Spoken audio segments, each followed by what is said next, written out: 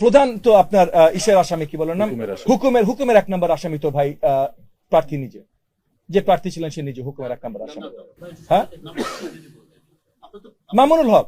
12ই ফেব্রুয়ারি আমাদের আকাঙ্ক্ষার নির্বাচন, সেই নির্বাচনে আমি জয়ী হয়ে এসেছি, আল্লাহ তাআলার অশেষ রহমত। কিন্তু সেই জয়ের মানে জয় পাবার আগ পর্যন্ত অনেক চড়াই উতরাই আমাদের পার হতে হয়েছে।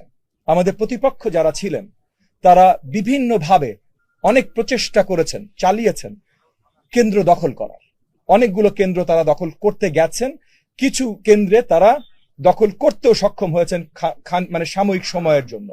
সাময়িক সময় যতক্ষণ পর্যন্ত, এবং আমি আবার প্রথমেই ধন্যবাদ জানাই আইন শৃঙ্খলা বাহিনী, আর্ম ফোর্সেস যারা টহলে ছিল তাদের সকলকে, কারণ তারা সকল দায়িত্ব সঠিকভাবে পালন করেছে।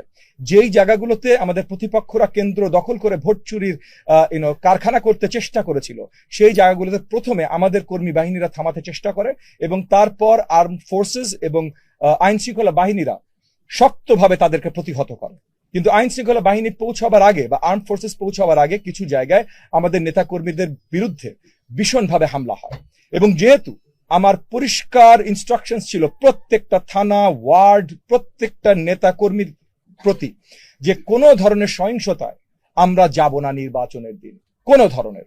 আমাদের ভোট সেন্টার দখলের দরকার নাই, আমরা আত্মবিশ্বাসী আমরা জয়ী হয়ে আসবো। আর যদি জয়ী নাও হয়ে আসি তবুও আমরা গণতন্ত্রে বিশ্বাসী, কোনো ধরনের গণতন্ত্রের বিরোধী